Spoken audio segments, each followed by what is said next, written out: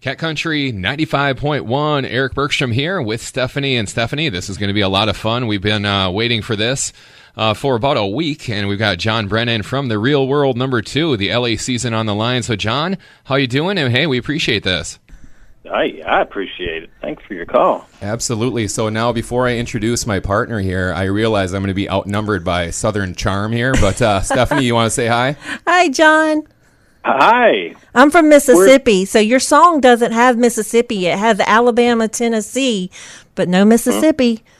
Well, you forgot the most important. It has Alabama, Tennessee, and Kentucky. Right.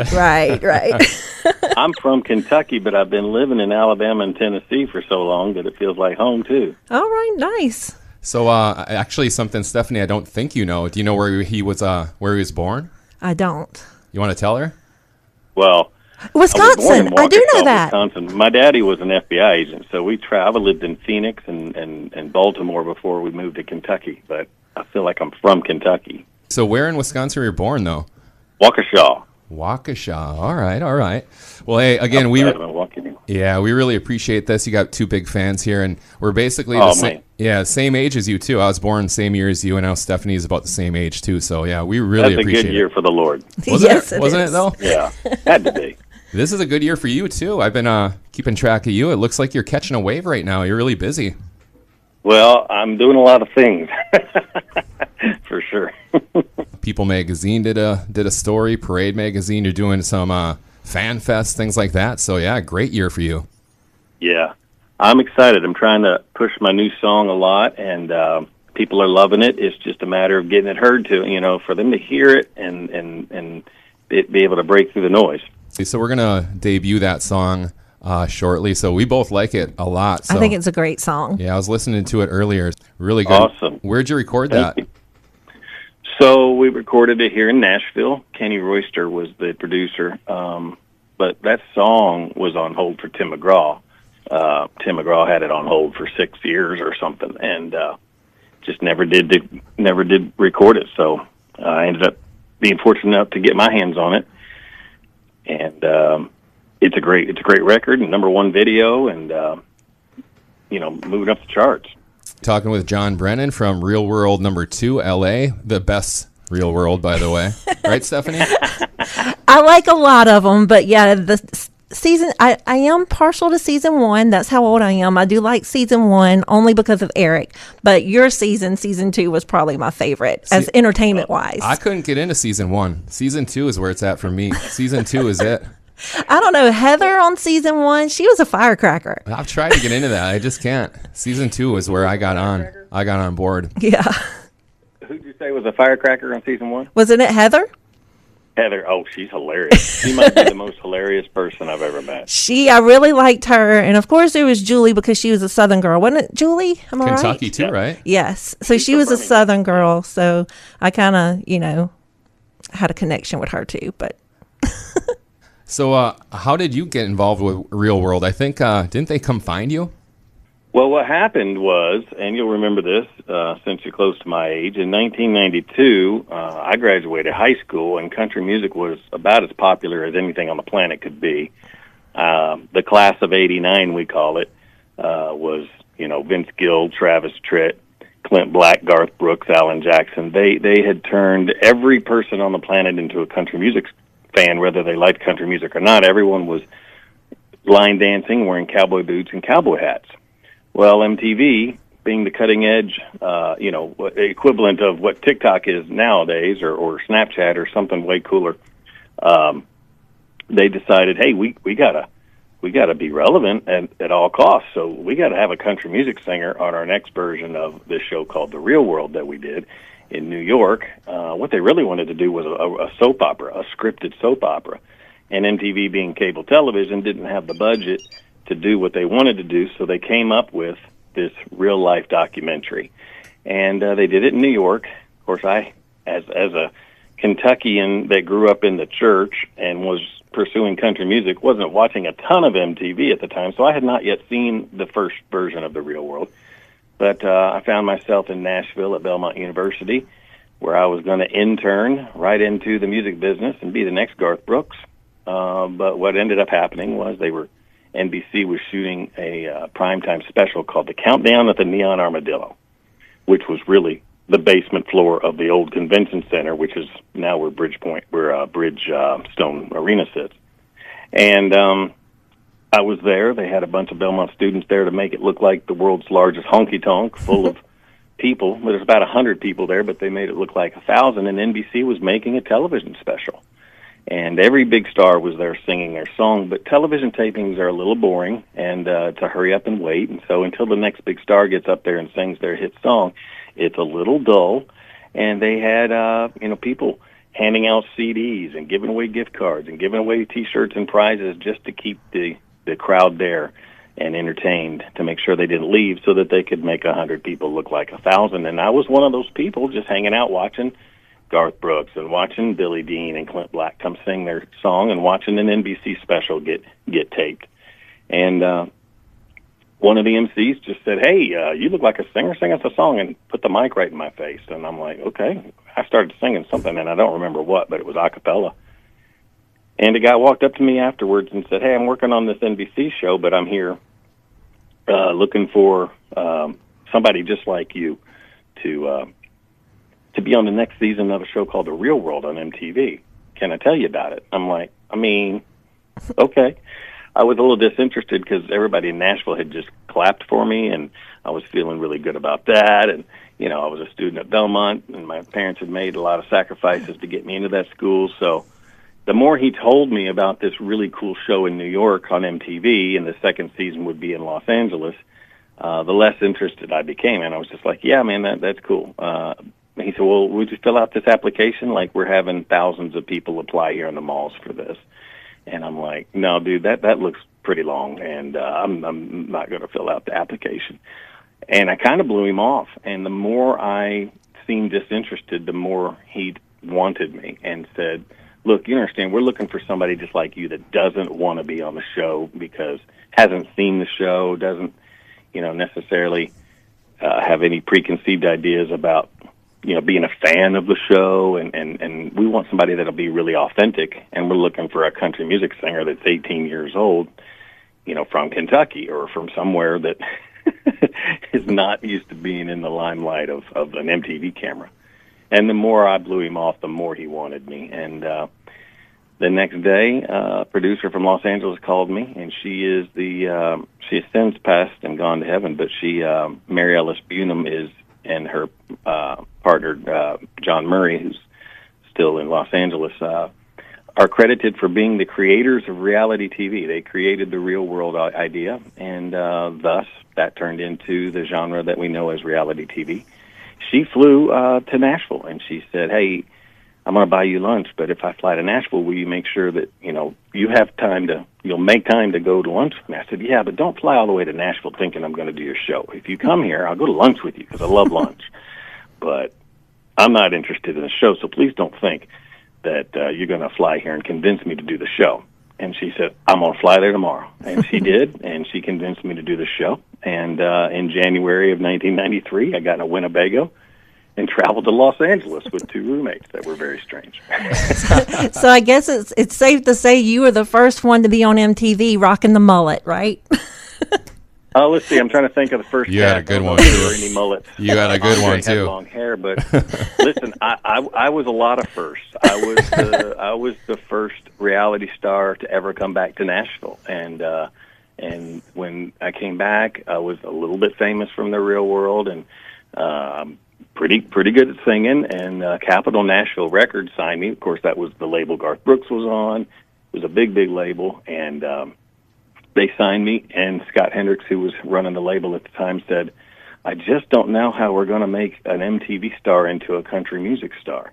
"What kind of show did you say you were on?" A what? I said, "They're calling it reality television," and no one had ever heard of it. And they didn't know what to do. They didn't know how to market me. Now they do. But at the time, the label dropped me and signed Trace Adkins because they didn't know how to market an MTV star into country music. So every time I hear Honky Tonk Badonky Donk, I tear up a little bit because that's my record team. All right, Eric and Stephanie here talking with Jon Brennan. Real World 2 has got a great new song out there, Tell Me That There Ain't a God, and we'll be playing that song as well. One thing I did want to ask you, I was watching over your season of The Real World over the last week or so, and the episode where, I don't know if it was Hawaii or what it was, but you, all the guys got into that bikini contest. Who do you think was the best in drag? Because Stephanie's saying that Aaron looked horrible. Aaron was not it. Well, Aaron was a cutie, and as a matter of fact, we called him Nino for 90210 because he belonged on 90210. Right. With his little Orange County surfer boy looks and his UCLA arrogance. But he didn't look good in drag. It was in Cancun. Actually, it was in Cozumel. They sent us on a trip, and at the resort, I'm sure this was set up by MTV. It was all the male cast members were gonna dress up as women, and this is 1993, so this is before the whole controversy, the whole controversy of all that mess. So we were just having fun, and I think I was Bertha, and you are Bertha. I mean, I'll have to say, I really looked the best, to be honest. I second that. But fun fact, guess what my son's name is? Because of a true fan, my son's name is Aaron. So. Oh, it is. Aaron, okay, well. Elvis. Only because I like the name, and it's Elvis's middle name. So. It is Elvis's middle name, and it's a good biblical name. Yes. Absolutely. Hey, talking about that, you have a nonprofit, hey, that you work with or that you run, don't you? Well, I'm not affiliated anymore, but I did a lot of mission work all over the world, and I had a long stint of ministry.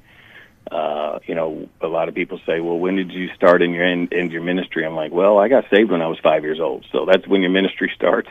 And even now, as a country music artist and a rideshare driver at times, I'm still in ministry. So. I've been all over the world. I've been in 13 different countries, and I've lived in 8 different states, and I just love to travel, and I love to meet people from all walks of life, and I love to spread the gospel, and I love just to be a positive thing on the planet. Absolutely. So you kind of talked about whether that helped or hurt your career, The Real World, but something I was wondering about is your family now. What's the difference between filming that and then you go home and you watch it, and how'd that affect you and your family?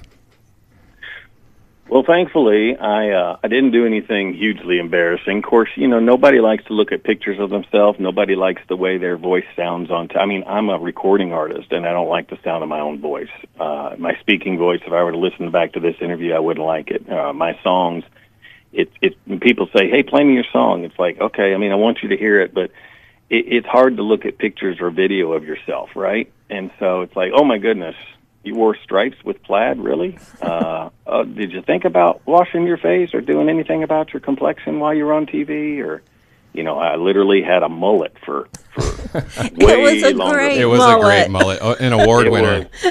Award-winning mullet. Yeah, but you're on television, and especially nowadays, everybody are keyboard warriors on the social media, on their phones, and everybody wants to have an opinion about someone they've never met. It's hard being a reality star, because when people say, "Hey, I didn't like you," it's like, okay, well, it's not like you didn't like a character or a role I'm playing. You're really like attacking me right now. Right. And you weren't there for that argument, and you don't know the person I was talking to, and you weren't in the room, and you don't really get to have an opinion. And then you go, oh, wait, this was on worldwide television and included everybody because of that, so they are forming opinions, and they are tweeting about you now. So it's hard. It's very, very hard to put yourself out there.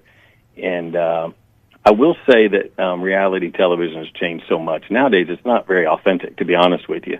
I call them poser wannabes. They act a certain way because they know a camera's on them, and they're hamming it up, and everybody's trying to be the next viral TikTok sensation. And so I don't know that reality TV has any authenticity anymore.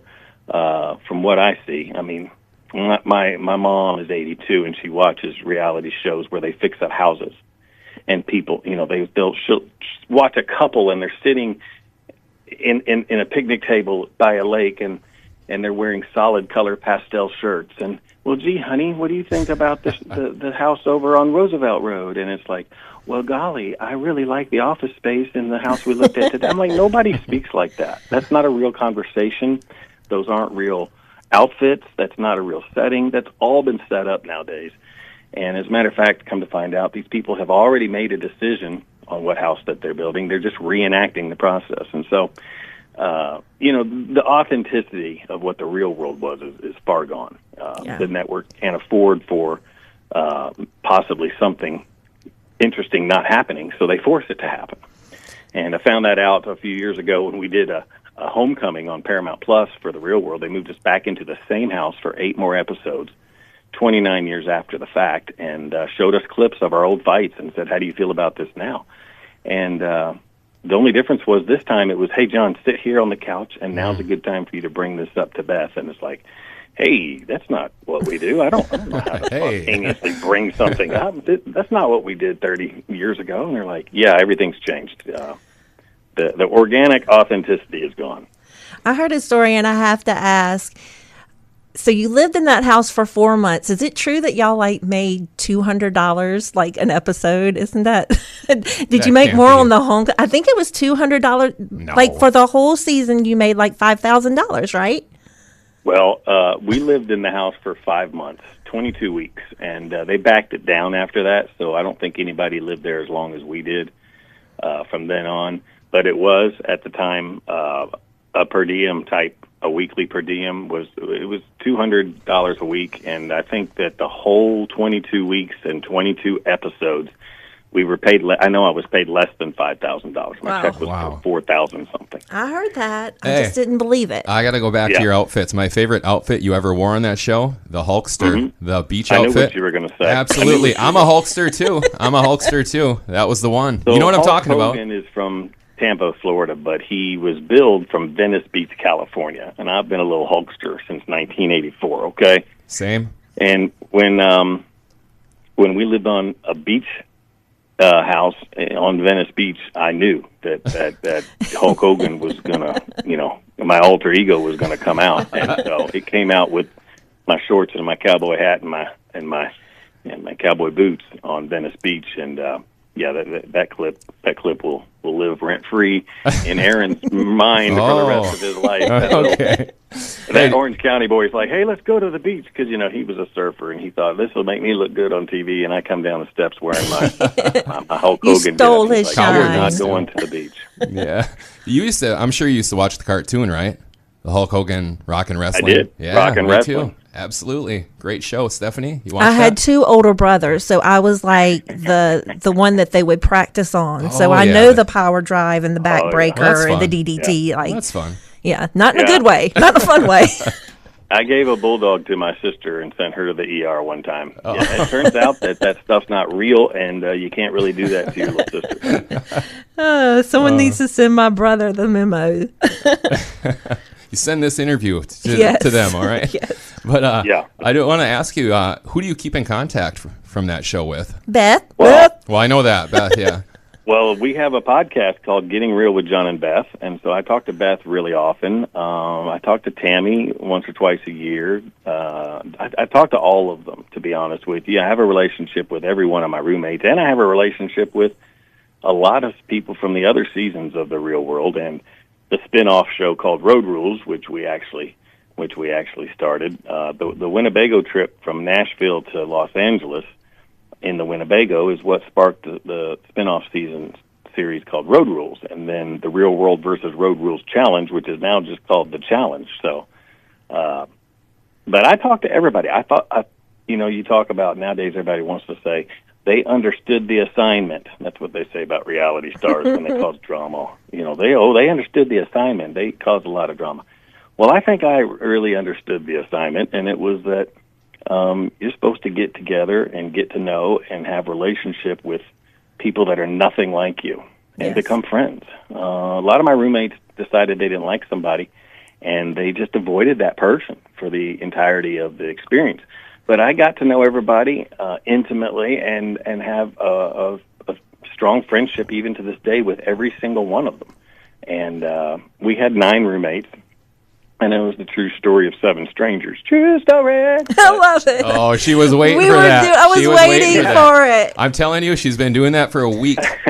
We had 9 people because one got married and moved out, and then we are the first reality show to kick somebody out. So we replaced both of them, and we had 9 instead of 7. But one day I was doing an interview there. I remember it vividly. We're on the sidewalk there in Venice Beach, and it was so hot. I was sitting down on the ground because MTV thought they had to have cool angles and settings, and I was just roasting. They said, okay, we're going to do the intro. So just say, this is the true story of 7 strangers picked to live in a house, to have their lives taped, and find out what happens when people stop being polite and start getting real. Okay, so everyone's going to have a line, but you're going to do all of them, and we're going to choose later.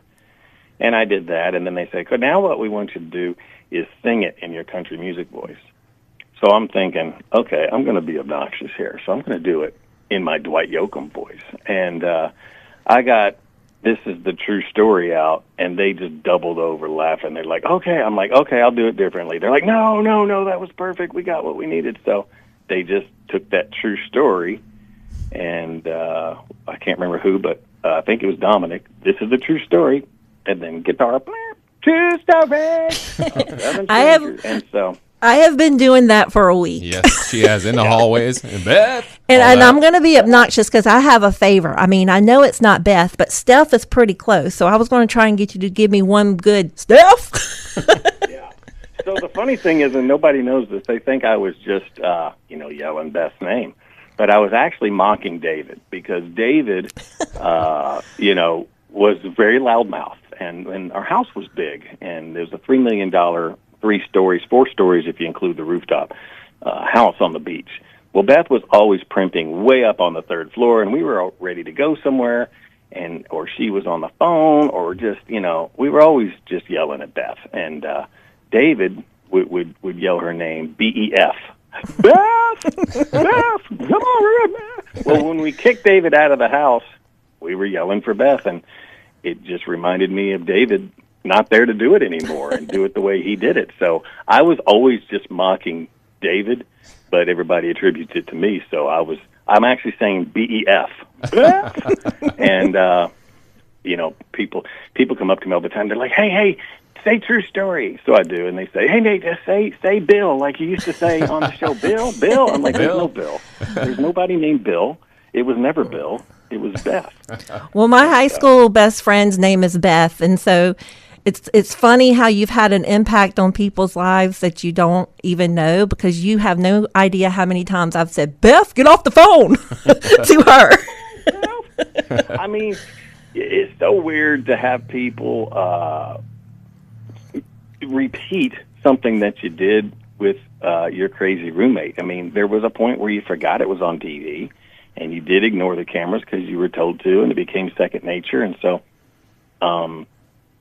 it's weird for people to repeat this stuff back to me, because in my head I remember it vividly, but I also don't remember anyone else being there. And when it hit me was about 4 or 5 years ago when we did the reunion, and we had a big fight at the bowling alley. We went bowling and had a big fight in the first episode or second episode. So in our homecoming, they took us back to the same bowling alley, and we bowled. And this is in 2021. And there's a cameraman in the bowling alley next to the lane that I'm bowling in, shooting me, and one behind me. And I thought, man, it's weird that this seems normal. I mean, nobody goes bowling with cameramen all around them and just shooting you bowling. And it's so strange that this has become normal to me. Yeah, absolutely. Well, Jon is a great follow online, too. So where can people get your music and just follow you on social media, also your website? Well, I have, of course, all the streaming. I'm on Apple Music and Spotify, of course. My brand new song, Tell Me That There Ain't a God, is not yet on the streaming platforms, but it will be. But JonBrennan.com, and there's no H in my name. It's just JonBrennan.com. You can get the number one video to Tell Me That There Ain't a God. You can get the song. You can get the T-shirt and the hat. But all my other music is on the streaming platforms. But if you want to follow me on social media, I'd love for you to. It's at JonBrennan.com. I'm on Instagram, Facebook, Twitter. Nobody calls it Twitter. And you're on. I do. And the TikTok. I'm on the TikTok. He is on the TikTok. I watch you live on TikTok. Yeah, I'm on TikTok and Instagram, and I'm easy to find if you spell Jon correctly, JonBrennan.com. But just go to JonBrennan.com, and all my links are at the top of that, and you can find me everywhere. YouTube, I have a YouTube channel, And my song, "Tell Me That There Ain't a God," is it's bigger than the real world for me. It's bigger than any of my other songs. Yes. It's really bigger than anything I've ever done for a lot of reasons. It's my best vocal performance that I've ever done in the studio. I'm singing better than I ever have on this particular song. The video's phenomenal, and you can go to the website and purchase that right to your device. I hope that you will. It's been a #1 song on the American Country Network, which if you're not watching the American Country Network show music videos, country music videos, you should. You know, the real world single-handedly killed music videos on MTV, so now I have a music video. And they're bringing it back. But, JonBrennan.com and all the socials, and, it's I'm easy to find. I'm very Googleable. And you have some really cool merch right now on your website that promotes your new record, too. Thank you. I'm proud of it. And, I'm kind of an old school guy, so, the streaming and the onlines and all that stuff is not really, the way I remember when country was the hottest back in the 90s. And, I'm from the CD and cassette tapes and that old school day. I liked it. I like when male singers wear men's jeans. I mean, I'm just kind of that guy. The sideways baseball cap is not my thing. I'm kind of the cow person hat. I'm just old school and no bull. Speaking of cowboy hats, I was going to let you go, but that just made me think of something. The Outward Bound trip, when they were trying to get you not to wear the cowboy hat, right? Yeah. They did. Those people in California, they just want to change a country boy, and they didn't understand that I wasn't there for their MTV clips. I was there for my country music career, and they're trying to take off my George Strait cowboy hat because they were afraid it was going to hit my backpack. Look, I would have taken off the backpack before I was going to take off that cowboy hat. Nice. That's one of the things I'm impressed about you. You never lost who you were, and you never lost your faith, and I love the new music, so... Well, I appreciate it, and that's the reason that my song that I have is so special to me. "Tell Me That There Ain't a God" is not very preachy, but it gets you thinking about what I think is the most important part of life, and that is what's your relationship with God, and what's your belief in God, and how do you relate to the fact that to me there is a God, and it's a great conversation about a skeptic and a believer. And when I heard the song, I thought, that's what I want to say to the world, and I want to sing that song. All right. Well, hey, we cannot thank you enough. What a pleasure it was to talk to you, and I appreciate you giving us some time today, okay? Thank you so much for having me. I appreciate you all. Absolutely. We are going to root you on from afar, okay? Have a great day. Thank you. Bye-bye. Bye. Bye.